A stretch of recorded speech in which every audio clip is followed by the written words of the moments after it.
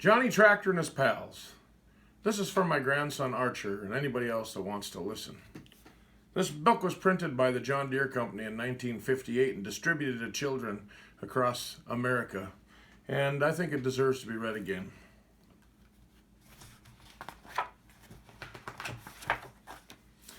The moon and the stars were bright. It was night on the Fowler farm.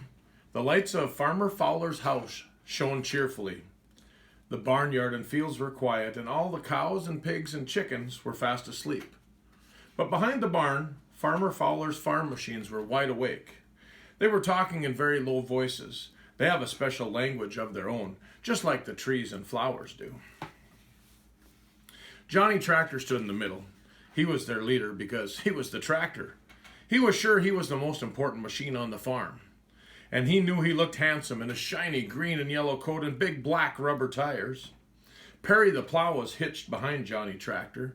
Early in the morning, Farmer Fowler would come for them. Tomorrow would be today to plow the field along the creek. Farmer Fowler wants a big wheat crop from that field this year, said Perry. Dickie Disk growled. He had a deep voice.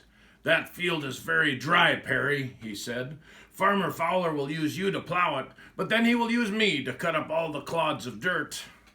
Johnny Tractor scolded Dickie Disk. Stop acting so proud, said Johnny. Farmer Fowler also uses Henry Harrow to make the field smooth. This pleased Henry Harrow. He liked to get special attention from Johnny Tractor. Then Henry Harrow spoke. His voice was gentle, like his work in the fields. Well, sometimes Mr. Fowler does use me too, Henry said, as he flicked a speck of dirt off one of his many spikes. I'm always ready to do my part. Well, I'm always ready to do my part too, spoke up Danny Drill. I plant the seeds for Farmer Fowler. I plant them just right so they will grow quickly and evenly. And I put fertilizer in the soil so the plants will have plenty of food. Sometimes, Danny Drill teased, I think I'm as important as Johnny Tractor. Before Johnny could say a word, Chucky Cultivator muttered, I'm important too.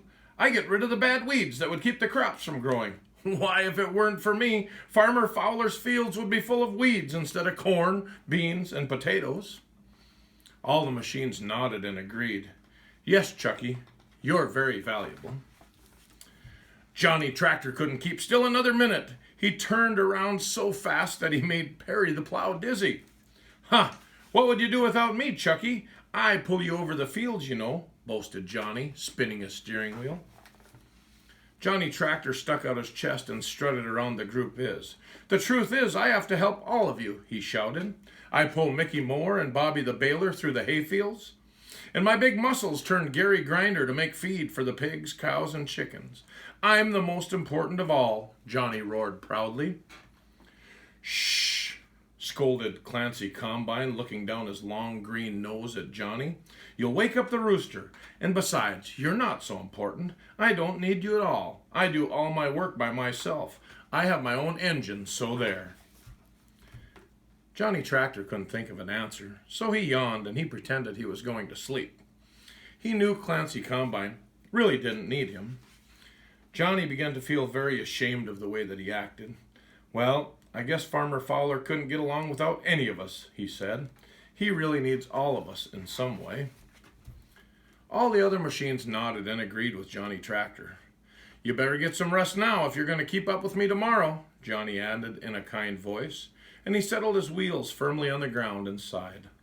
Before long, the sun would chase the moon from the sky, and the rooster would wake them up with a Tonight they must rest, as Farmer Fowler and his family were doing, and tomorrow they must be ready to work hard together. And soon they were all fast asleep.